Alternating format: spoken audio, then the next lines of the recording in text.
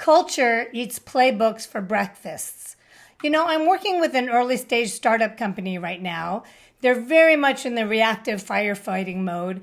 And it's made me think that even though we could build out customer value journeys, customer maps, onboarding processes, customer success frameworks, it's not the right timing because the culture won't support it. So let's see what that means. Now, the reality is that company culture shapes how employees interact, how they approach challenges, and how they execute strategies.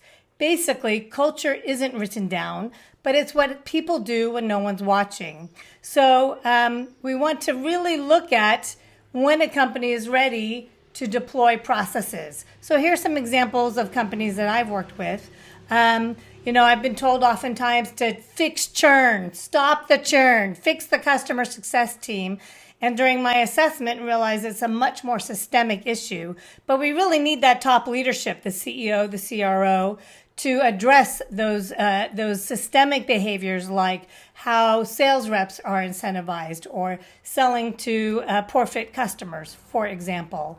I've worked with companies where there's turf wars, where there's huge opportunities to bring everyone together for the benefit of the customer, but they're so busy pointing fingers and blaming other teams internally that they can't get there mentally, right? Teams are very siloed. They're all chasing different metrics and priorities at the end of every quarter, so there's no incentive to collaborate and coordinate. So before you invest in another tool, maybe you're looking at digital tools, maybe you're looking at AI solutions, or maybe before you're revamping your processes, ask yourself, does our culture support the change that we want? Are we rewarding or willing to reward the behaviors that bring our playbooks and processes to life? Because at the end of the day, culture always wins. I've seen it over and over. It's important to align people and the systems so the playbooks and processes don't just exist, they thrive.